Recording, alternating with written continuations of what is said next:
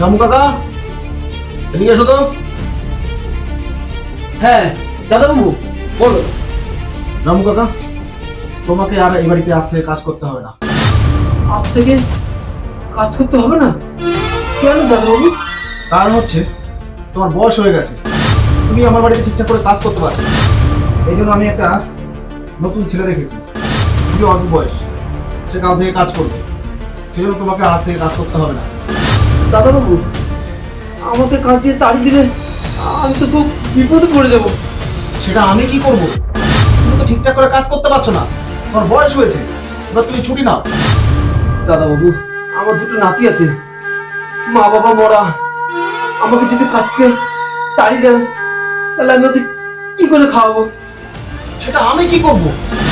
আমার দরকার আমার বাড়িতে একজন কাজ করবে, তাড়াতাড়ি কাজ করবে, আর সেরকম ছেলে আমি দেখে রেখেছি।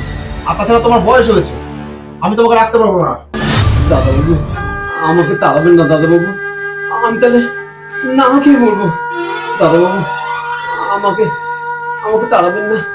দেখো রামু কাকা, কাল থেকে আমার নতুন লোক ঢুকবে, তুমি কাল থেকে অন্য জায়গায় দেখে নাও। কি বলছো? কি বলছো তোমরা? দিদিমণি, আমাকে তাড়াবেন না দিদিমণি। তোমাকে কে তাড়াবে? ওই ছোটবাবু বলছে আমার কিনা বয়স হয়ে গেছে, আমি কাজকর্ম করতে পারছি না, তাই। তাই কি বলেছো তুমি রামু কাকাকে?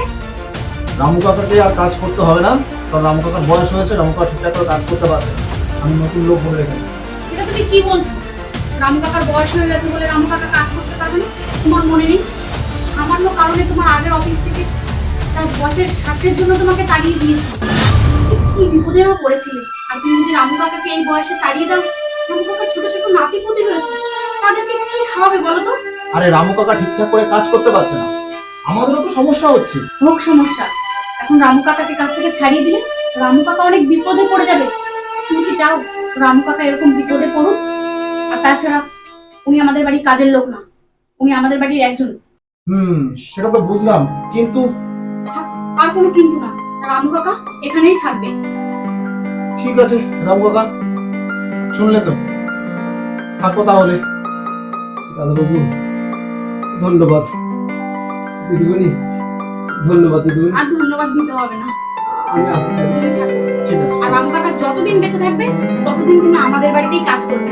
আচ্ছা দিদিমণি, আমি আসতে। আচ্ছা, দেখেছো রামু কাকা কত খুশি হলো?